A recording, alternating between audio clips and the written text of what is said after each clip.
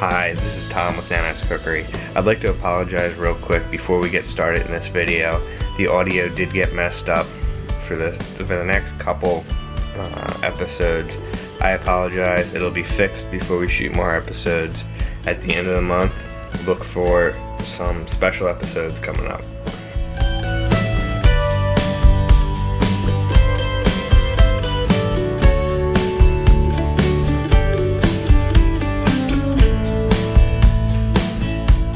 Hi, this is Cooking Kath for Nana's Cookery. As you all know, I'm Nana's daughter Kathy, and I grew up in a house full of wonderful smells that my mom made. One of my favorite dinners that she would make was chicken pot pie. And it's not the regular chicken pot pie, it's a Pennsylvania chicken pot pie that's done in a pot. And it was a recipe that she got out of a Woman's Day cookery many years ago, and when I got married she gave me the cookbook, and that's where I'll be taking the recipe. Over the years we've changed a wee bit. She added some things, and my mother-in-law, who was Pennsylvania Dutch, loved the chicken pot pie, but said I was missing a secret ingredient, which I'll show you later as we make the pot pie. So the way you start with pot pie is you have to have a whole chicken, which I had boiled in some chicken broth for about an hour. And now I have the chicken resting, and I'm going to now move it to the refrigerator to chill. And over here you'll see the simple ingredients that we're going to be putting in the pot pie. We have carrots, celery, onions, and potatoes, which we will chop up and put into the broth.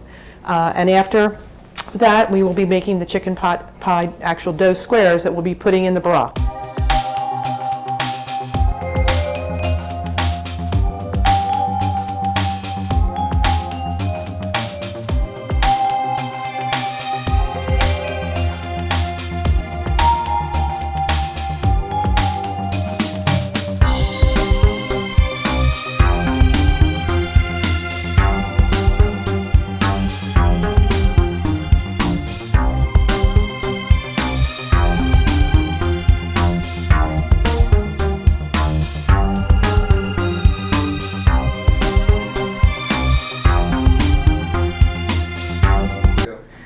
We finished chopping up our vegetables, so we have carrots, celery, potatoes, and onion. I'm doing 2 batches today because we're having my husband's family this evening. They're Pennsylvania Dutch. Their last name is Stauffer. And we got to talking at a family event, and we all started talking about chicken pot pie. So one of the cousins, Jill, and I are here chopping and making some pot pie. So the carrots have gone in. Now the celery. And I do leave the leaves for a little bit of the flavor. Some people don't like that, but Jill and I were talking about it. We both like to put the leaves when we have broth. Then some onions. And I prefer a sweet onion to a yellow onion, but you can use any kind of onion you like. My family didn't always like onions, and I tricked them by using sweet onions, so they've now discovered they actually like onions. And then finally the potatoes. And I do use a baking potato or a russet potato because the stew cooks for a while, and if you use a boiling potato, sometimes they get a little too mushy.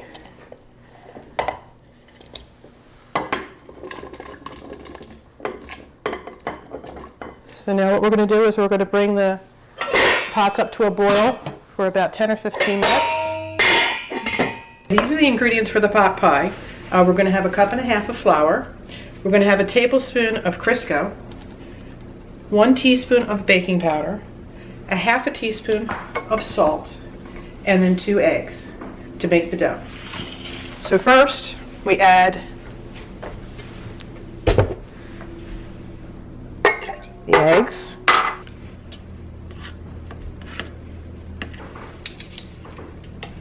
a tablespoon of Crisco, a teaspoon of baking powder, and 1/2 teaspoon of salt. And we're going to turn the mixer on and mix the egg and the shortening. Once they're sort of blended together, we're going to add the flour very slowly.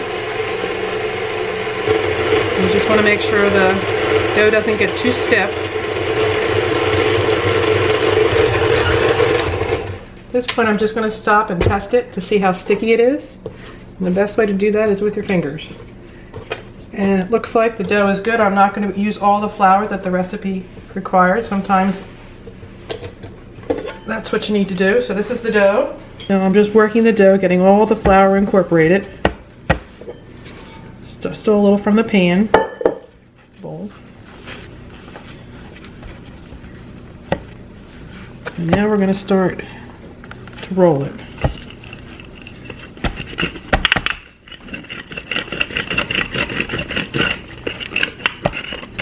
And you have to get this really, really thin, so it takes a little bit of muscle.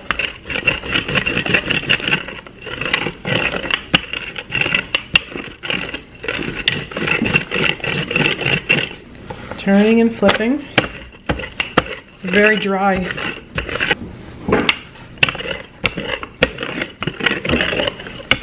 Really have to get the dough nice and thin, because when you put it in the broth, it puffs up. Okay, I've rolled the pot pie dough and we're ready to put it into the boiling stew water. But I'm also going to add a different ingredient. This is saffron. My mother-in-law, this is one of her things that she added to my chicken pot pie recipe. So it's just a tiny, tiny little thread. So this is Spanish saffron, and you don't need much of it. Just a tiny, tiny, tiny little piece. With little threads. And you just sort of crumble them, and you put them in the stew. And as you can see right now, the stew is not very yellow, but as these threads cook into the stew, it'll give it a little bit of a flavor, but it'll also give it a nice yellow color.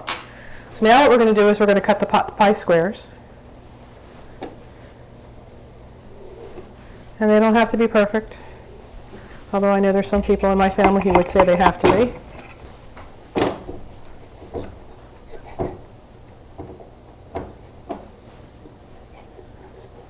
So now what we'll do is we'll just start dropping the dough into the broth.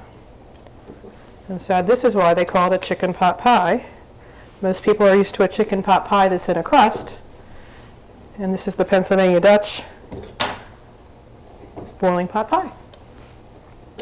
So what's going to happen is this is going to cook for about 10 or 15 minutes. And then we'll go get the chicken and pull the meat off the chicken. And we'll continue to cook it again for another 10 or 15 minutes. And then the true secret of chicken pot pie is you need to let it rest. The dough gets a little softer over time, so I usually try to make it at least 5 or 6 hours ahead of serving, and sometimes even the day before. Now we're ready to take the chicken off the bone. So we're just break the legs away and the wings. And we want to leave the chicken in somewhat big pieces. So after we're done cutting up the chicken, we're just going to add it to the stew or the pot pie, and you're gently going to stir it. Now at this point you could cook it for another 10 or 15 minutes and serve it right away. But what I found over years is much better to let it rest and sit. So I'm actually going to turn off the stove. I'm going to put this in the refrigerator, and company's coming tonight in about 4 or 5 hours, and the pot pie will be ready to soak up some good Irish soda bread that my granddaughter Courtney is going to be making for us tonight.